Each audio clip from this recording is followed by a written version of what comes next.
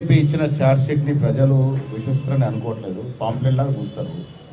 Charge sheet ఇచ్చిన రామచంద్రరావుని అడుగుతా ఉన్నాను, మీ 2 కోట్ల ఉద్యోగాలు ఏమైనాయి? రామచంద్రరావు గారు సూటిగా జవాబు చెప్పాలి. మీరు 2 కోట్ల చొప్పున ఉద్యోగాలు అంటే ఇవాళకి 12 సంవత్సరాలు ఇంటూ 2 కోట్లు అంటే 24 కోట్ల ఉద్యోగాలు రావాలి. మీ ఘనమైన చరిత్ర రామచంద్రరావు గారు ఉన్న ఉద్యోగాలు పీకేశారు. కేంద్ర ప్రభుత్వంలో ఉన్నటువంటి బీద ప్రజల యొక్క ప్రభుత్వ ఉద్యోగాలు పీకేసిన చరిత్ర మీది. కార్పొరేట్ సెక్టర్ చేశారు దేశాన్ని మొత్తం. పబ్లిక్ సెక్టర్ యూనిట్లు ఎన్ని అమ్మేశారు, ఎన్ని కుదబెట్టారు, ఎన్ని డైల్యూట్ చేశారో ఒక్కసారి రామచంద్రరావు గారు తెలుసుకోవాల్సిన అవసరం ఉన్నది. బీజేపీ ఛార్జ్ షీట్ ఏది కూడా పేదవానికి మేలు చేసే ఛార్జ్ షీట్లు కావు. మతపరమైన ఛార్జ్ షీట్ మేము నమ్మము. ఆ ఛార్జ్ షీట్కి అసలు వాల్యూయే లేదు. రామచంద్రరావు గారు చాలా ప్రశ్నలు జవాబు చెప్పాల్సిన అవసరం ఉన్నది. పెట్రోల్ డీజిల్ ఎవరు వాడతారు దేశంలో? ఒక సామాన్యుడు స్కూటర్ మీద తన భార్య పిల్లలతో పోయి పెట్రోల్ బంక్లో పెట్రోల్ పోయించుకోవాలంటే జంకుతున్నటువంటి పరిస్థితి. కేంద్ర ప్రభుత్వం పెట్రోల్ డీజిల్ మీద ప్రభుత్వమే వ్యాపారం చేసి ఇప్పటి వరకు దాదాపు 65 లక్షల కోట్ల రూపాయలు అందించింది. అది కిందికి ట్రాన్స్ఫర్ అయిందా? సామాన్యుడికి ట్రాన్స్ఫర్ అయిందా? ఎలా సంపాదించింది? మన్మోహన్ సింగ్ గారు ప్రధానమంత్రిగా ఉన్నప్పుడు ఇంటర్నేషనల్ మార్కెట్లో క్రూడ్ ఆయిల్ ధర ఒక బ్యారెల్కి $153 ఉండే. ఇవాళ అది $49 పడిపోయింది. అంటే 2/3 తగ్గింది. ఆనాడు 60 రూపాయలు ఉన్నటువంటి పెట్రోల్ ధర ఇవాళ ఎంత ఉండాలి? 2/3 తగ్గితే 20-30 రూపాయలకు రావాలి. మరి 100 రూపాయలకు అమ్మి ప్రతి లీటర్ మీద 70 రూపాయలు సంపాదించి తద్వారా 65 లక్షల కోట్ల సంపాదించిన కేంద్ర ప్రభుత్వం సామాన్యుడికి ₹1 ట్రాన్స్ఫర్ చేసిందా? వీళ్ళు బీద ప్రజల గురించి మాట్లాడతారు. నిత్యావసర సరుకుల ధరలు సామాన్యుడి చీరలు ఏమైనా ఉన్నాయా? సామాన్య ఉద్యోగి ఉద్యోగం చేసుకుని కుటుంబం నడిపే పరిస్థితులు ఉన్నారే వల్ల అలాంటి రాష్ట్ర ప్రభుత్వాలు సహకారం చేస్తానంటే మొండి చెయ్యి, మెట్రోకి మొండి చెయ్యి,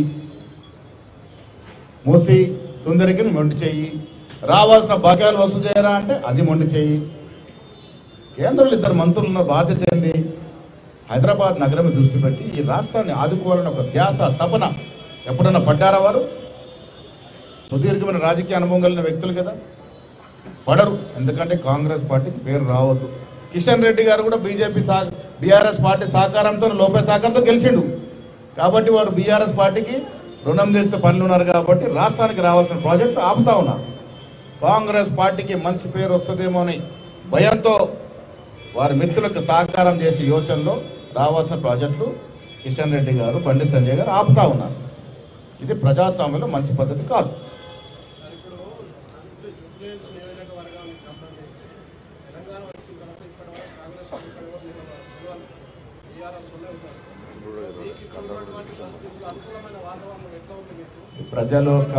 ప్రజల ఆలోచనలు ప్రభుత్వ పనితీరును బట్టి మారుతూ ఉంటాయి.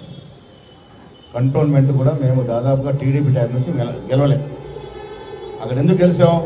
కాంగ్రెస్ ప్రభుత్వం వచ్చిన తర్వాత ఇస్తున్న సంక్షేమం అభివృద్ధి దాన్ని దృష్టిలో పెట్టుకొని ప్రజల యొక్క మనసులు మారి గెలిచారు. ఇవాళ ఇక్కడ కూడా 2 అంశాల మీద మేము మనసు పెడితే గెలుస్తాం.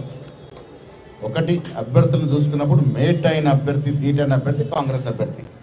రెండవది, కాంగ్రెస్ పార్టీ ఇస్తున్న అభివృద్ధి, సంక్షేమం జూబ్లీస్ ప్రజలకు కూడా కావాలి. కాబట్టి మేము మంచి పెడితే గెలుస్తాం.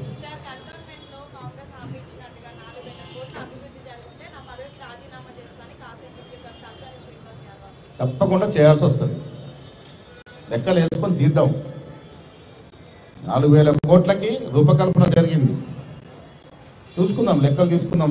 శ్రీనివాస్ యాదవ్ గారు చెప్తాం, లెక్కలు తీసుకుందాం. లెక్కలు తీసుకుంటే వాస్తవాలు తెలుస్తాయి. 4,000 కోట్ల రూపాయలకి ముఖ్యమంత్రి చెప్పినట్టుగా రూపకల్పన జరిగింది.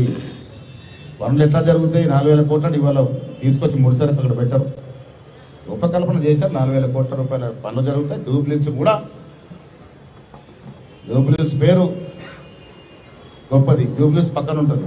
ఆ జూబ్లీస్ లాగా అక్కడ ఉన్నటువంటి డెవలప్మెంట్ ఇక్కడ తీసుకొచ్చే ప్రయత్నం ముఖ్యమంత్రి గారు చేస్తారు, మా నవీన్ యాదవ్ గారు చేస్తారు.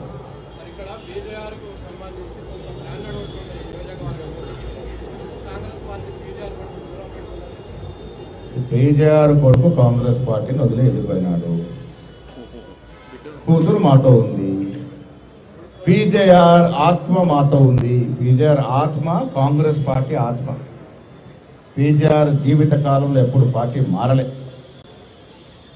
చిన్న స్థాయి నుంచి సిఎల్పి నాయకుడి వరకు నేను కూడా చాలా దగ్గరగా ఫాలో అయ్యాను. నేను 99లో నాకు సీట్ రావడం చాలా కష్టపడ్డాను సిఎల్పి లీడర్గా. వారి ఆత్మ కాంగ్రెస్ పార్టీ ఆత్మ. పీజేఆర్ మీద అభిమాన ప్రతి వ్యక్తి చేతి గుర్తుకే ఓటేస్తాడు తప్ప వేరే గుర్తుకు వేసే పరిస్థితి ఉండదు. వారి కూతురు